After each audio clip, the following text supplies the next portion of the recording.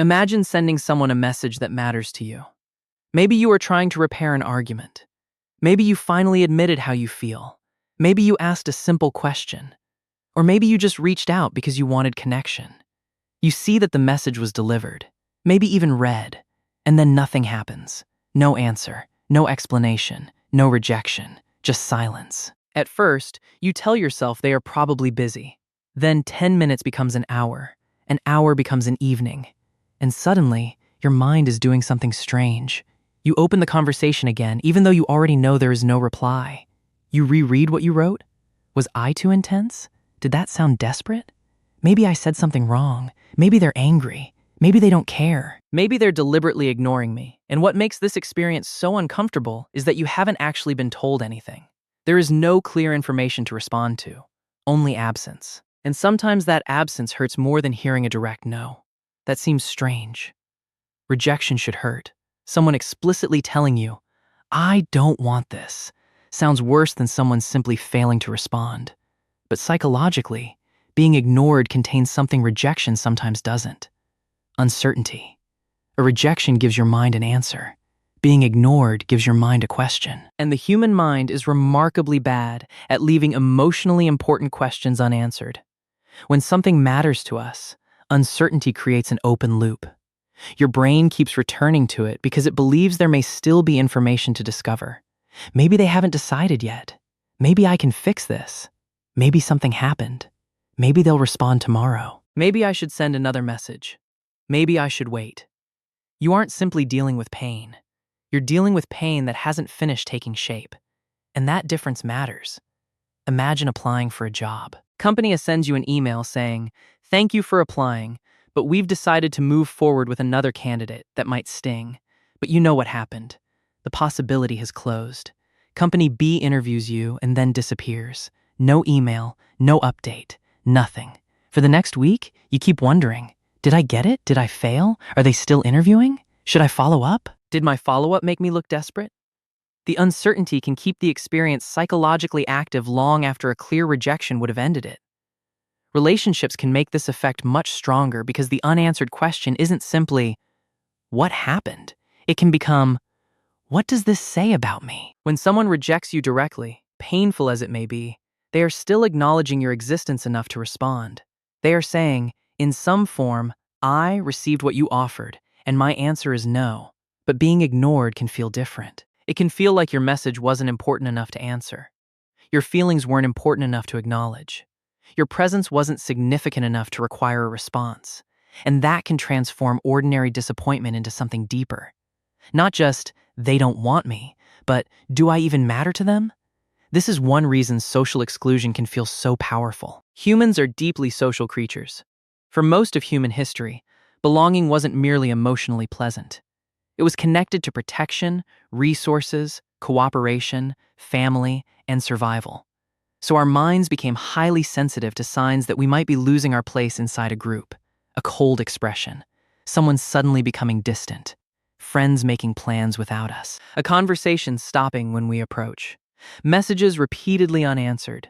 These experiences can activate intense attention because your brain wants to understand whether your social position has changed. And silence is particularly difficult because it provides almost no information. You have to interpret it. The problem is that when information is missing, the mind doesn't necessarily remain neutral. It starts generating possibilities. And emotionally threatening possibilities are often especially compelling. They're busy, maybe possible.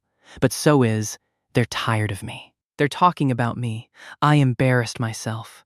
They found someone better. They're intentionally punishing me. Now something important has happened." The other person may have stopped communicating, but the conversation continues inside your head. You begin supplying both sides. You imagine what they're thinking.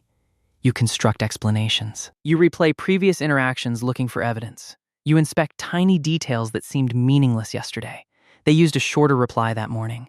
They didn't laugh at something you said. They seemed distracted at dinner. Maybe this started weeks ago.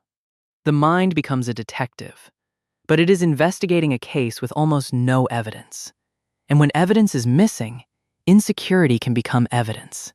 If you already fear abandonment, silence may look like abandonment. If you worry that you're annoying, silence may look like proof that you're annoying. If you secretly believe you're easy to replace, silence may look like replacement. This is why two people can experience exactly the same unanswered message very differently. One person thinks they'll reply when they have time. Another thinks, I've ruined everything. The difference isn't necessarily the silence itself. It's what the silence activates. And there is another reason being ignored can hurt so much. It removes your ability to respond. If someone says, I'm upset because of what you did, you can explain. You can apologize. You can disagree. If someone says, I don't want to continue this relationship, you can feel devastated, but at least you understand the boundary. If someone says, I need some space, you know what they are asking for. But silence gives you no clear role. Should you wait? Should you reach out? Should you apologize? Should you leave them alone? Should you assume the relationship is over? There is no agreed reality. And without an agreed reality, your nervous system can remain in a strange state of readiness. Not fully connected, not fully rejected, not able to repair, not able to grieve, just waiting. This is why checking your phone can become almost compulsive when someone important isn't responding. You're not necessarily checking because you expect a message every 30 seconds. You're checking because each glance offers the possibility of resolving uncertainty. For 1 second, your brain thinks, maybe now I'll know. And when there is still nothing, the uncertainty begins again. But this raises a deeper question. Why do some people become almost consumed by being ignored while others can tolerate silence relatively easily? Because sometimes the unanswered message isn't the real wound. Sometimes it is touching something much older. Imagine growing up in an environment where attention was unpredictable. Sometimes a parent was warm and available. Sometimes they became distant. Sometimes affection disappeared when they were angry. Sometimes nobody explained what you had done wrong. You simply felt the emotional temperature change, so you learned to monitor. Is everything okay? Are they upset? Was it something I did? How do I get them back? A child cannot easily think, this adult is emotionally overwhelmed and has difficulty communicating. The interpretation is often much more personal. If they pulled away, maybe I caused it. And when this happens repeatedly, uncertainty itself can become emotionally threatening. You learn that connection can disappear without warning. So later in life, silence may not feel neutral. A partner taking longer than usual to reply may activate far more emotion than the situation objectively requires. A friend becoming quiet may make you immediately search for what you did wrong. Someone saying, I'm tired, I don't want to talk tonight, might actually be easier to tolerate than someone suddenly disappearing, because the first gives you information. The second forces you to guess. This doesn't mean every strong reaction to being ignored comes from childhood. Sometimes being ignored genuinely is disrespectful. Sometimes someone is deliberately withholding communication to punish you. Sometimes people disappear because they don't want the discomfort of having an honest conversation. And sometimes repeated silence tells you something important about the relationship. But there is a difference between recognizing someone's behavior and allowing uncertainty to consume you. The difficulty is learning to separate what you know from what your mind is inventing. Suppose someone hasn't responded for 6 hours. What do you actually know? You sent a message. They haven't replied. Maybe you know they saw it. That's the evidence. But your mind may add, they're angry. They don't respect me. They're losing interest. I said something stupid. They're trying to make me anxious. They're with someone else. Those may be possibilities. But possibilities are not facts. And when you're emotionally activated, the distinction can disappear. A possibility begins to feel like a conclusion. This is one reason being ignored can become a form of self-rejection. The other person hasn't told you what they think, so you reject yourself on their behalf. You decide you were too needy, too boring, too emotional, too available, not attractive enough, not interesting enough. You create the criticism that the other person never actually gave you, and then you respond to that imagined criticism. Maybe you send another message trying to sound more casual. Maybe you delete something vulnerable. Maybe you apologize when you don't even know whether you've done anything wrong. Maybe you become cold before they can reject you. Maybe you obsessively check whether they're online. Maybe you post something hoping they'll notice. Maybe you withdraw entirely. The silence begins controlling your behavior. And this reveals something important. Sometimes what hurts isn't simply being ignored. It's the feeling of having no control over what happens next. Rejection is painful, but it creates a direction. Someone says no. You know the next step is eventually to move forward. Silence keeps multiple futures alive. Maybe they'll return. Maybe they won't. Maybe you should fight for the connection. Maybe fighting will push them further away. So your mind keeps trying to find the perfect action that will produce certainty. But often there isn't one. You cannot force another person to communicate. You cannot make someone explain themselves. You cannot control when they respond. You cannot guarantee that your interpretation of their silence is correct. And for someone who uses understanding as a way to feel safe, this can be deeply uncomfortable. You want the explanation because you imagine the explanation will give you control. Why did they disappear? What changed? What did I do? What are they thinking? But sometimes you can understand every detail and still be unable to change the outcome. And sometimes you never receive the explanation at all. This is where emotional regulation becomes less about solving the mystery and more about tolerating the unanswered question. That doesn't mean pretending you don't care. It means recognizing when your mind has moved from useful reflection into rumination. Useful reflection asks, is there something I genuinely need to learn from this? Rumination asks the same unanswerable question 40 different ways. Why haven't they answered? What does it mean? What did I do? What if I had said something different? Should I send another message? Maybe they misunderstood. Maybe I should explain. The mind believes more thinking will eventually create certainty. But when no new information exists, more thinking often produces more theories, not more truth. So one useful question is, do I have new information, or am I rearranging the same uncertainty? That question can interrupt the loop. Another useful distinction is between silence and a boundary. People are allowed to need time. They are allowed to be unavailable. They are allowed to decide they don't want a relationship. They are even allowed to choose not to explain every decision. But you are also allowed to decide what kind of communication you require in relationships. You can say, if you need space, tell me you need space. You can say, I understand you don't always reply immediately, but disappearing for days doesn't work for me. You can say, if you don't want to continue this, I'd rather you tell me directly. A boundary doesn't force another person to communicate differently. It tells you what you will do if the pattern continues. That difference matters, because when you're afraid of being ignored, boundaries can accidentally become attempts to control someone else's response. Answer me. Tell me what you're thinking. Don't leave me on read. Those are understandable desires, but you cannot guarantee them. A boundary sounds more like, if communication repeatedly disappears without explanation, I won't continue investing in this relationship. Now the focus has moved from controlling their behavior to choosing yours. And that is important because one of the most painful traps of being ignored is waiting for the person who created the uncertainty to also become the person who rescues you from it. You think, I'll feel okay when they answer. I'll know what to do when they explain. I'll move on when they give me closure. But closure is not always something another person gives you. Sometimes closure begins when you stop treating their silence as a puzzle you are required to solve. Because eventually, silence itself becomes information. Not necessarily information about why they disappeared. Not necessarily proof that they hate you. Not necessarily evidence that you did something wrong. But information about what is available to you right now. No communication, no clarity, no participation. And sometimes that is enough information to make your next decision. You don't need to know exactly what someone thinks of you before deciding how long you're willing to wait. You don't need to know their hidden motivation before deciding whether their communication style works for you. And you don't need their rejection before giving yourself permission to stop chasing an answer. That can feel surprisingly difficult, because letting go of uncertainty often means accepting something your mind doesn't like. You may never know. You may never know why they stopped replying. You may never know whether they lost interest, became overwhelmed, met someone else, felt afraid of conflict, misunderstood you, or simply decided not to continue.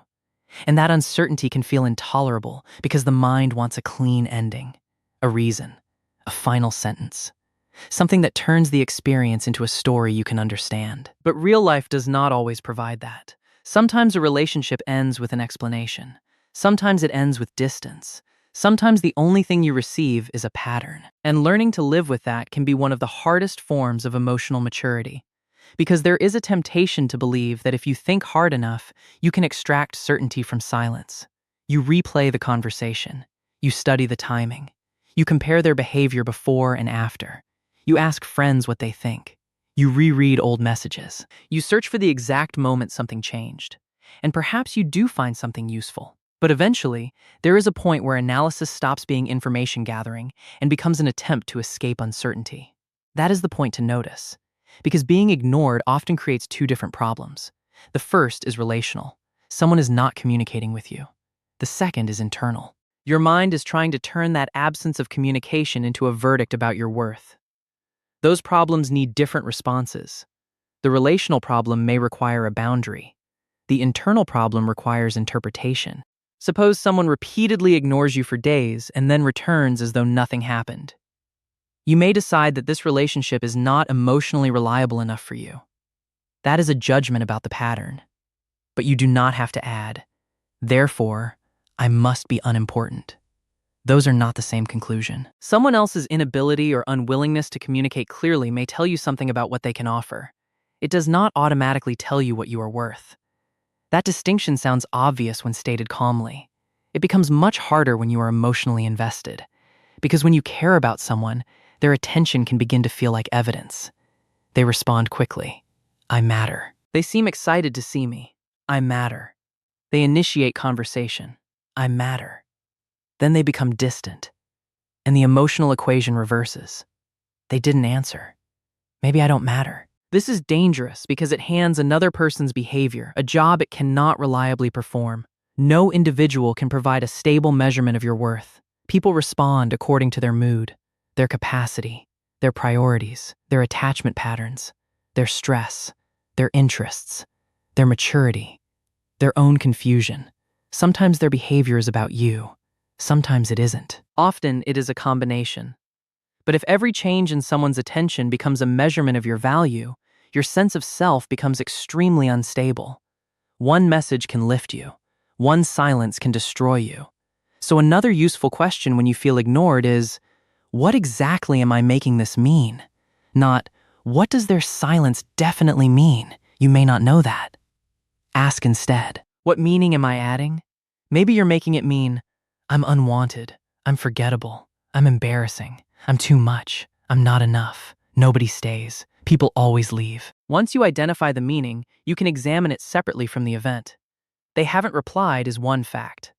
I am unlovable is an interpretation.